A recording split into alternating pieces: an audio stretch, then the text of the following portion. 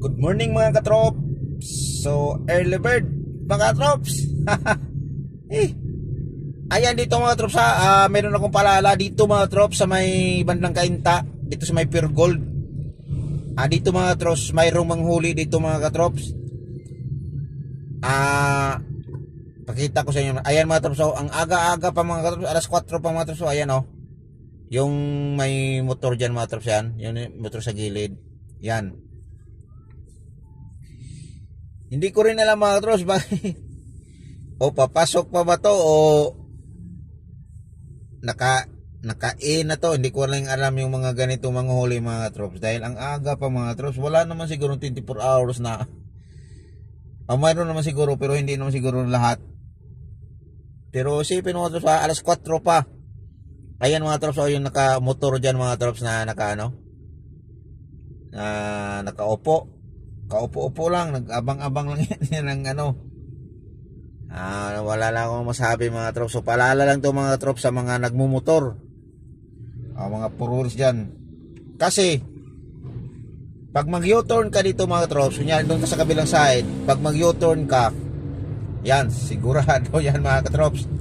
Kaya paalala ko lang sa mga makadaan dito pag umaga alas 4 pa, yan delikado yan.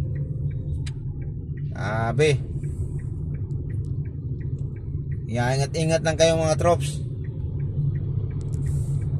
Tsaka dito din, ayan mga trops, may hinuli na mga trops. Yan yung jeep na yan mga trops. Yan hinuli na naman yan mga trops, dahil ang kadalasan kasi yan mga katrops, nakago yan tapos naka-stop pa kanan sila mga katrops. Samantalang pwede naman lumiko doon mga katrops.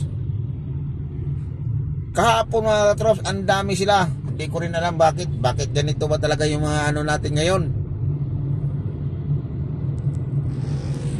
Ang daming nahuli. Kaya ayun, so ingat-ingat lang kayo mga katrops, dahil katulad sa atin, hindi natin alam na pwede naman lumiko talaga doon mga katrops, dahil naka-stop yun mga katrops Wala namang doon mga troops na yung mga sulat-sulat nila, no right, no red light, no right turn. Kaya ayun mga katrops, nakakaano lang isipin mga katrops ba na hirap pa ngayon, hirap pa, mahal pa ng bilihin, tapos umagang-umaga mo pa, ganun ang nadatnan nyo, ganun ang nangyari.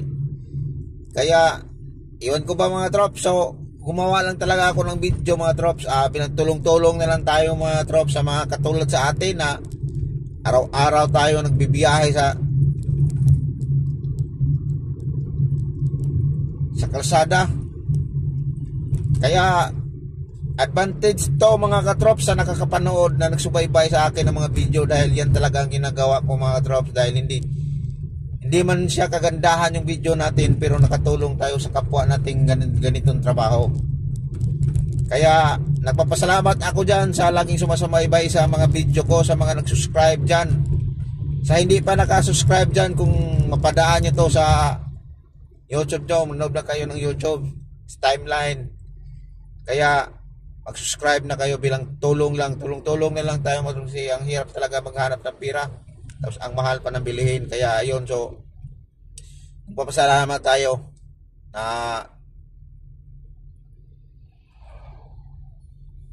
mayroon na kayong pasalamat pa na ako sa mga natin, katropa natin yan, sa mga followers and viewers natin yan, na dahil nandyan sila. So malaking tulong to, malaking to sa mga hindi nakakaalam ng kung makakadaan kayo dyan na ganyang oras sa alas 4 pa ng umaga, ang aga-aga, mayroon na nagbantay. Kaya yun mga trops, so ingat-ingat lang talaga kayo mga trops.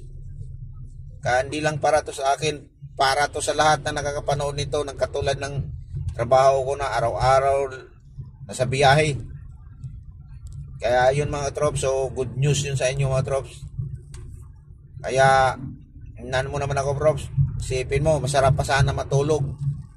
Kaya lang, kailangan talaga nating maghanap buhay para lang sa pamilya natin. Kaya papasalamat din tayo sa Panginoon. Huwag natin talagang kalimutan yung Panginoon na lagi talaga tayong magpapasalamat sa Kanya. Kaya ayan, so magpapasalamat na naman tayo sa Panginoon. Thank you Lord. Nakauwi po ako ng maaga. Ay, maaga na pala yun. Nakauwi po ako ng gabi pa naman, mga 11 ako nakarating sa bahay nyo. 11 ng gabi, maaga na kasi 12 talaga, 12 AM, magang umaga talaga yun. Pero umukauwi tayo ng gabing gabi kasi 11 na tayo nakarating sa bahay. Medyo wala naman traffic, kaya lang bumuhos lang yung ulan, sobrang traffic. Mga 6 o'clock ng hapon bumuhos yung ulan, grabe yung traffic. Kaya ayun, so salamat talaga tayo sa Panginoon na nandyan sila lagi na naggabay. At yan, so lagi tayong magpapasalamat sa Panginoon na hindi tayo pinabayaan sa araw-araw nating biyahe sa kalsada mga trops. So Lord, gabayan nyo po ito, yung nakakapanood ng video nito, hindi lang ako, sa lahat ng nakakapanood nito, gabayan nyo po Lord, at bigyan nyo po sila lagi ng lakas ng pangangatawan. Huwag nyo po silang pababayaan. Sa mga pumapasok Lord, gabayan din sila, makarating po sila sa trabaho nila ng maayos. Ayan, so ayan lang yun mga trops.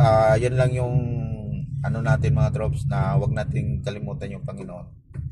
Kapit lang kayo mga trops, darating din ang araw na makaraos din tayo, guminhawa din ang buhay natin nang dahil sa ating pagsisipag at laging papasalamat sa Panginoon.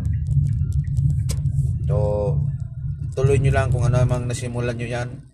Huwag nyo talagang pababayaan yung trabaho natin, dahil dito nabubuhay ang pamilya natin. Kaya lagi tayong early bird mga trops. So ayan mga trops, so abang-abangan nyo yung next video ko mamaya mga trops, pag nasa lagi na tayong biyahe. Kahapon yung guest natin mga trops, hindi lang talaga ako makabidyo, hindi ako makasingit-singit sa video na nandyan sila, dahil grabe, sobrang busy, lagi may kausap sa cellphone.